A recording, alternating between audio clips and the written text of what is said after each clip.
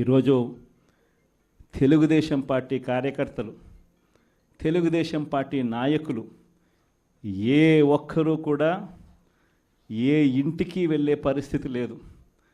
వీళ్ళు గన ఇళ్ళకు పోవడం మొదలు పెడితే, వీళ్ళు గన ప్రజల్లో తిరగడం మొదలు పెడితే ఏమవుతుంది? ఆ ఇంట్లో నుంచి ఆ చిన్నపిల్లలు మొదలు పెడతారు. ఏమంటారు? నా 15,000 ఏమైంది, నా 15,000 ఏమైంది, నా 15,000 ఏమైందని. ఆ ఇంటికి వెళ్ళినప్పుడు ఆ ఇంట్లో ఆ చిన్నపిల్లల తల్లులు ఆ పిన్నమ్మలు అడుగుతారు, ఏమని? నా 18,000 ఏమైంది, నా 18,000 ఏమైంది, నా 18,000 ఏమైందని. ఆ ఇళ్ళకు పోతే ఆ అమ్మలు, ఆ పిన్నమ్మల అత్తలు, వాళ్ళ అమ్మలు వాళ్ళేమడుగుతారు? మాకు 50 ఏళ్ళ వయసు వచ్చింది, మాకు 50 ఏళ్ళ వయసు వస్తూనే మీరేమన్నారు? మా 48,000 ఏమైంది, మా 48,000 ఏమైంది, మా 48,000 ఏమైంది అని అడుగుతారు. ఆ ఇళ్ళకు పోయినప్పుడు ఆ రైతులు ఏమడుగుతారు?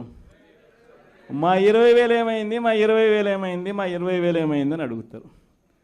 ఆ ఇళ్ళల్లో నుంచి ఆ 20 ఏళ్ళ పిల్లాడు, ఆ పిల్లాడు ఉద్యోగం ఎతుకుతా ఉన్న ఆ 20 ఏళ్ళ పిల్లాడు ఏమంటాడు? నా 36,000 ఏమైంది, నా 36,000 ఏమైంది, నా 36,000 ఏమైంది అని. ఇలా చంద్రబాబు నాయుడు గారిని, ఆయన కూటమిని, ఆయన నాయకులను, ఆయన కార్యకర్తలను ఏ ఒక్కరూ కూడా ఇళ్ళకు వెళ్ళి, గ్రామాలకు వెళ్ళి, ఇళ్ళకు వెళ్ళి ఎవరిని కూడా వీళ్ళు కనీసం పలకరించే పరిస్థితి కూడా లేదు. పలకరిస్తే వీళ్ళే అన్నారు, మేము సూపర్ 6 ఇవ్వలేకపోతే, సూపర్ 7 ఇవ్వలేకపోతే ఏమన్నారు? కాలర్ పట్టుకోమని మీరే అడిగారు కదయ్యా, మీరే చెప్పారు కదయ్యా. చెప్పడమే కాకుండా బాండ్లు కూడా ఇచ్చారు. ఇదిగో బాండు, రాసుకో బాండు, ఇదిగో మీ దగ్గర పెట్టుకోండి అని బాండ్లు కూడా ఇచ్చినారు. బాబు షూరిటీ, భవిష్యత్ గ్యారంటీ అని కూడా బాండ్ ఇచ్చినారు. మరి ఈరోజు ఏంది? బాబు షూరిటీ,